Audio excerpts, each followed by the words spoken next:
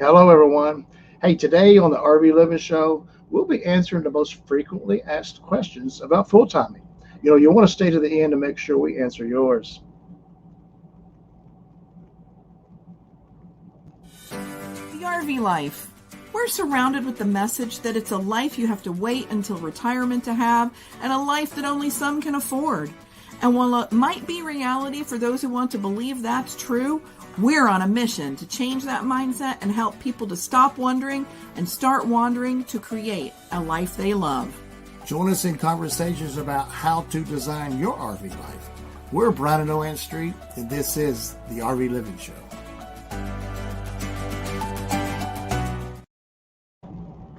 Hello, welcome to the RV Living Show. We're Bryan and Luann Street, and we are going to answer some of the frequently asked questions that we get asked all the time about full-time RVing. So we want to welcome all of you who are with us live. It's great. We see the numbers pouring in, and we're just excited that you're here with us. And at the end of the show, we will get into the comments with everyone. If you want to say hello in the comments now, we'll talk to you at the end of the show, so you can stay tuned for that. If you're watching on the replay, we thank you for watching with us. And if you do have any questions about this topic, you can post them in the comments of this video, and we will be happy to answer them. Okay. Okay, we ready? We are ready. So let's get started. We're going to be talking about full-time RVing and those questions that people ask us all the time. And they seem to be the same ones, don't they? Well, I mean, we had the same questions when we first started out, obviously. Yes, that is right. That is right. But the topic of today, the title of the show is Answering Your Biggest Questions. And we consider these your biggest questions because we get asked them all the time, right? So, okay, so the first one that we get asked all the time is it right for me and will I like it? That's always a good question because, it really depends.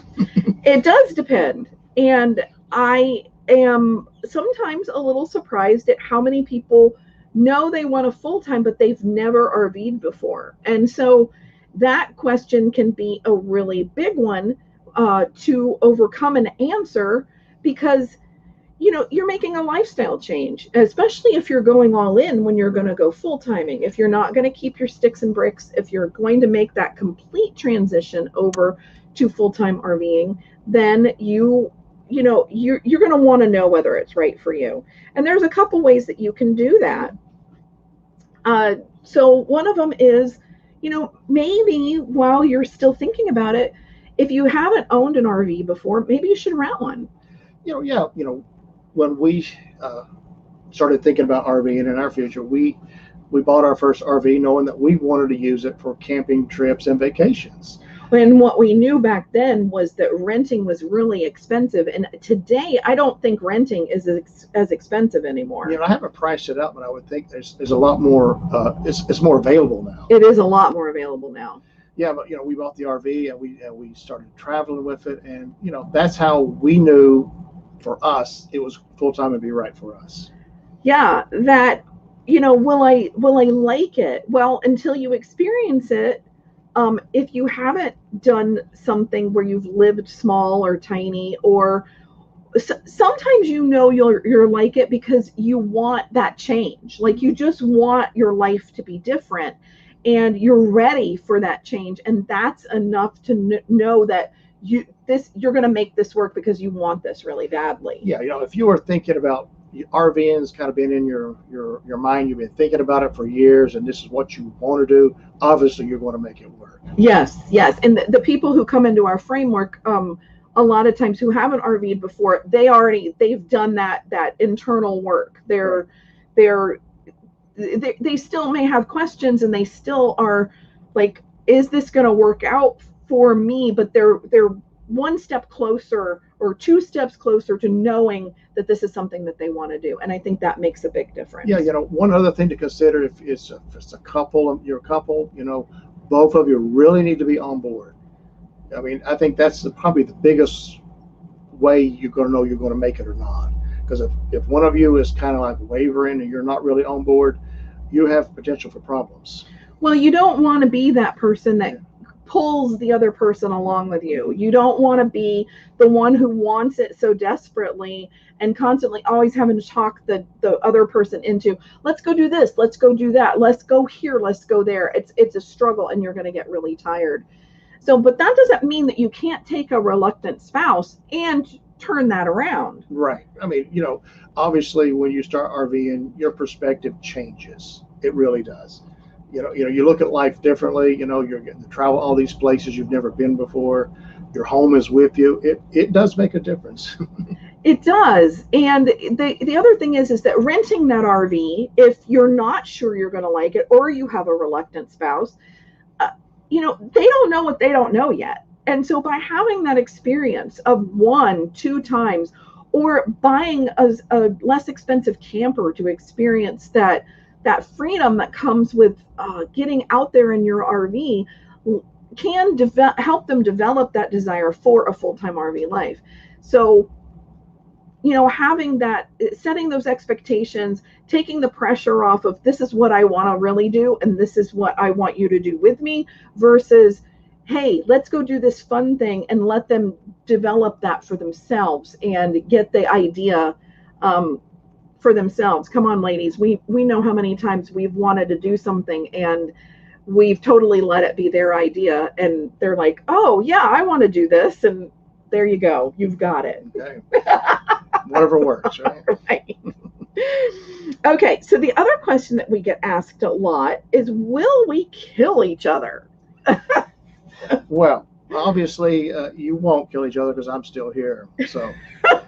Oh, funny. That's it. So we made it through it. So yeah, it can seem a little intimidating to lock yourselves in 250 square feet. But the good news is there's an outdoor world, right? And there's also that creative desire together to do something different. Right. And I think that's where that makes the difference, is the focus and expectation are they're unilateral. You're going towards the same goals. And so back to the first thing about having a reluctant partner is that if you're not having the same goals, then once you start full-timing, there's going to be more stress because either they're not happy or it didn't meet their expectations. So, the whole idea of getting along and having, peace and harmony in the RV really comes with setting expectations and then coming up with a game plan of how you're actually going to treat each other and how are you going to resolve conflict.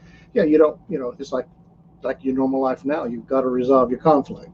It's no different whether you're in an RV on the road or whether you're living in your house. There's no difference there. The only thing that I don't recommend is driving off in the RV and leaving the other person behind. No, we haven't done that. No, we haven't done that. But I could see in a situation that could be something. Now, if you want to go take the car or the truck, but anyway, all funny aside, you can get along if you want to, and we've had to develop different strategies for ourselves, giving each other some space, going outside separately, sitting outside, one inside, one outside, going to the pool. I like to go to the pool. He doesn't like to go to the pool. That can be a way to get away. Finding some independent activities that you do apart from each other can be a healthy thing. Yeah, another thing we want to mention is, like, when you're together closely, one of you maybe want to watch something different on your computer or TV, and your headsets there is like that is a wonderful way to. These are great because you put them on and you can say, "Don't bother me." That's right. It's kind of like a signal. I'm watching this. Kind of leave me alone for a minute, and it kind of works wonderfully. Yeah. I use my headphones, and he does too, for those instances where we need just a space and we're maybe not wanting to talk to each other at the moment for whatever reason, not because we're mad or anything, but just needing that space. So yeah. Oh, that's great. So if that's one of the things that you're thinking about, are you going to be able to get along? Are you going to be able to make this work for you? Those are really good questions to ask yourself, and they require some really deep conversations. They do. Okay, so we are going to come back in just a moment from our sponsored break. This episode of the RV Living Show is brought to you by the Full-Time RV Framework.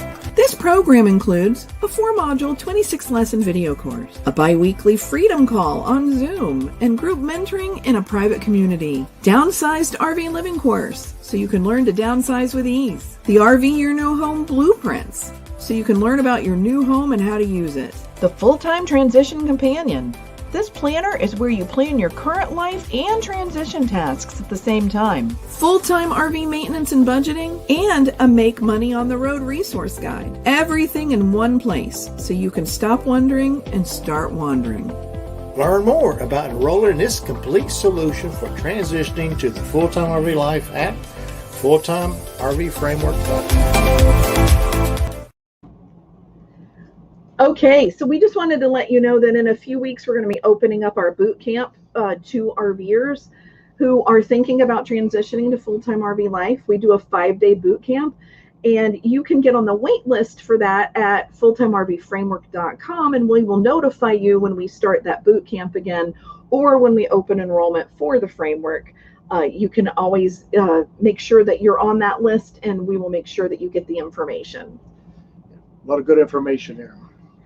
Okay, so I sent out an email this week to everyone, and I asked if there was any more burning questions that we had about full timing that they wanted answered on today's show. And while we have a couple more of our frequently asked questions, I wanted to shift gears and do this right now and talk about this question that we got on our email. And they wanted to know is, how can we work remotely if internet is unreliable? Can we make it work with enough tech and planning? The answer to that is yes, you can make it work. You know, obviously, we make it work because we work remotely, but there's a few things you need to do. One thing is that we never depend on Wi-Fi from an RV park. Simply, we've only found, I think, one park in all the years traveling that had close to decent enough Wi-Fi. Usable Wi-Fi. We've never found usable Wi-Fi. So you depend on your cell service, and you depend on a good router for your cell phone, your cell card, and a good antenna. Obviously, you can make that work for you. It does have some limitations, though, in where you go, because not all the parks have great cell phone service. So that kind of is a limiting factor for us. To really think of it. You have to plan for that. Yeah. So if you want to be out in the woods, if you want to be at this really great state park that's out in the middle of nowhere but is so beautiful, you have to plan for that when you are working and wanting to have internet for your work and having that reliability. But yes, you can make it work with enough tech. It is possible to do that. And we, like he said, we do it, and we've been successful at it for 5 years. Now, do we camp in the deep woods? Do we camp in these great state parks? Not all the time, and we do have to plan for that. So again, it's setting expectations about what your life's going to be like, and knowing that you're going to be able to work from anywhere, but that anywhere has to be decided and planned for and figured out. Yeah, like when we are traveling, if I'm going to make a reservation somewhere, I ask whoever I'm making the reservation there, behind the desk. I call them on the phone and I ask about their cell phone service. And most of the time they'll get, my cell phone works great. But really, you have to dive a little deeper than cell phone service. You have to know what their data is, if they're using a lot of data. And one of the questions I can ask is, do you know of anybody in your park who's working remotely? And if they can answer that, oh yeah, we got a couple of people who are working remotely, they have no problem, then you know that pretty much you're going to be okay in that park. That's a great question to ask. Yeah.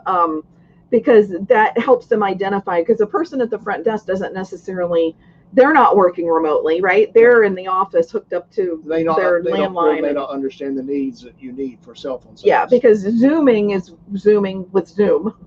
Streaming meetings, online meetings, and uploads and downloads are way different than even watching Netflix. Right. So those are all things that you should keep into consideration. In fact, one of our upcoming RV living shows in a few weeks, we're going to talk about our internet setup and how we have internet, and that would be a great show to watch coming up. So we'll let you know when that's going to be. Okay, so we're going to go into the comments. We really appreciate you guys staying with us to the end today, and we're going to go say hi to everybody. So if you're watching from the Stop Wondering and Start RVing Facebook group, if you haven't given StreamYard permission for me to see your name, then I can't say your name, but somebody said hello. So we're so glad you're here. Theresa says hello, and Manuel says hi from Texas. Hey. Scott says, hey guys, hope you're doing well. Yes, Scott. We haven't seen you since 2 years. It'd be great to see you again. Thanks for joining us. Liz says, I also don't want to be that person that keeps the other one from strong desires. Correct. You're right. That's the flip side is, you know, if your spouse has this really great desire and you're the holdback, you know, having that love and compassion for what they want to do, there needs to be a compromise at some point. It could be maybe it's a part-time situation. Yeah, or a more frequent full-time situation. So we actually talked to a couple this morning in the RV park, and he was he wanted to be all in, and all she did the entire conversation was really complain about how she didn't want it, even though they sold their house, put everything in storage, bought this great RV. They were getting ready to start the adventure, but she was still very resistant. But you know, they're going to have to find their happy place. They're going to have to figure out, you know, and not hold each other back from the things that they really want. And so needs to be that grace and that compromise to do that. Right. Okay, so hold on a second here. Whoops. I got an error message. That was exactly, Liz says. Yes, that's right. Great. That's awesome. I'm glad you brought that up. That is great. Truman says hello. Hello, Truman. So glad you joined us. And Michelle says, hi from Maine. Thought of you this week when we were in Asheville. Oh, Michelle. Oh, that would have been fun. We were actually there 2 weeks ago. So right. Yeah. I hope you enjoyed yourself. Although Maine's beautiful too. That's great. Oh, Truman says, we booked our honeymoon in Key West in September. Oh, that's wonderful. Awesome. Congratulations. That's exciting. That's a great place to honeymoon. Oh, awesome. All right, guys. Well, I think that's it, unless somebody else has a question about full timing or something that they want us to answer. We're going to go ahead and wrap this up today. I wanted to tell you what we're going to be talking about next week, and we're going to be kind of talking about full timing for a couple weeks now, and so the next week we're going to be talking about when someone says something negative about your RV dream. We've had quite a few people tell us that this has been really impactful on whether they move forward or not into full-time RVing. And so we want to kind of talk about that, because everybody's got different people in their lives, and they all have opinions. And so we're going to be talking more about that next week. Yeah, people do have opinions. So Michelle says, my biggest questions is always where to go first. I know it becomes so overwhelming when you can go anywhere. And we didn't realize that at first. No. Yeah. So yeah, I get you, Michelle, for sure. Okay. Well, guys, we thank you for joining us, and we will see you next week, where we're going to be talking about that topic of when somebody wants to really squish your RV dream with their words. We don't want that to happen. So we'll talk to you next week, guys. Thanks for joining us. Thank you. Thank you for joining us for the RV Living Show. We hope this episode helps you in creating an RV life you love. Until next time, we encourage you to stop